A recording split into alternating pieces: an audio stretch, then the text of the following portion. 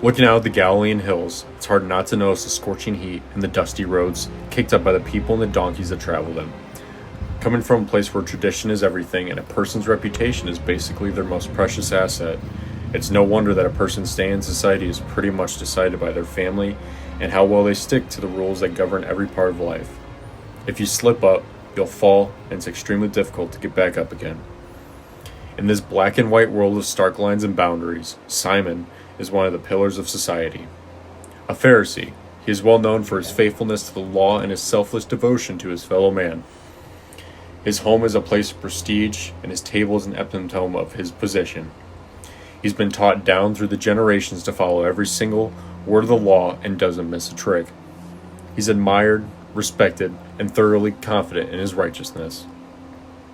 Well-known stories, rumors, and miracles about Nazareth teacher are beginning to filter through the land, and Simon is no exception, and has heard the tales of this Jesus, the man who is said to be able to heal, to be born out of wedlock, and even eats with the kind of people who are normally avoided.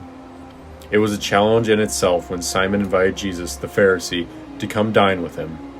Coming to his home, he was essentially inviting Simon to take a closer look at him, seeing if this Jesus was a man of God or just a wild claimer who thinks they've got all the answers. Well known as a sinful woman in her nearby town, a woman in this time and place had a reputation that defined her, pretty much excluding her from the polite society. She was somebody people turn away from and gossip about behind their backs, and because of that, she lives in a world that's isolated and lonely. This woman, though, had heard the stories of Jesus not about his power, but about his mercy.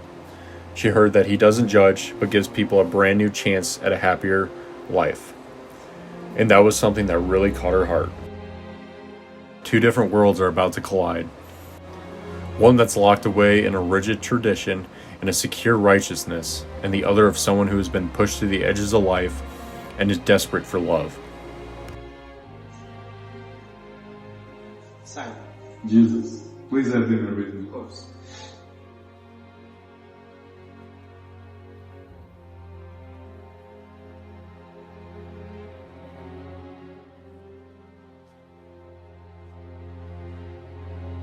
So, Jesus,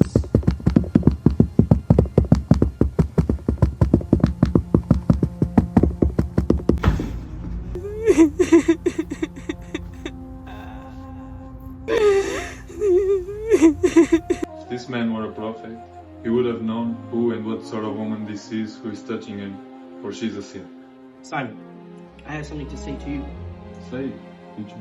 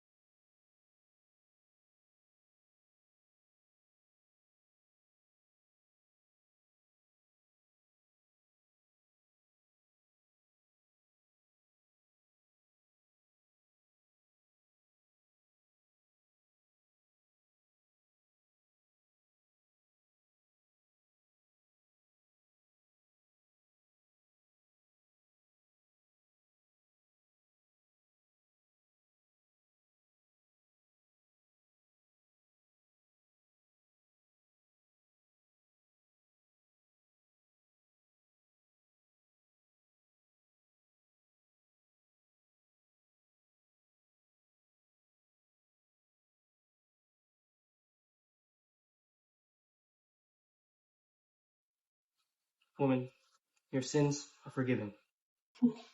Who is this who forgives sins? Your faith saved you. Go in peace.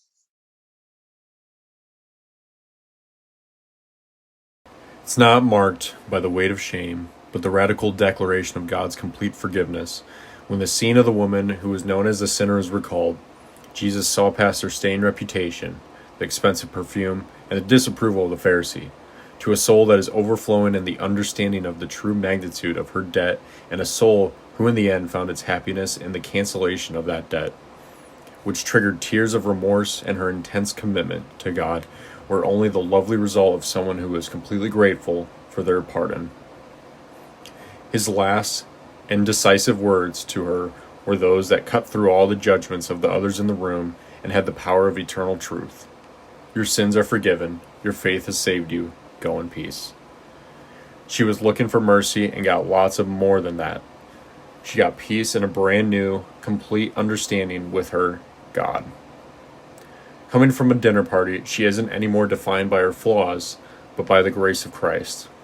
Well known as the woman who was a sinner, she now goes by the title of the woman who was forgiven. And her existence, which was an ounce bound to her wrongdoings, is now determined by the boundless love of God. Your faith has saved you. Go in peace.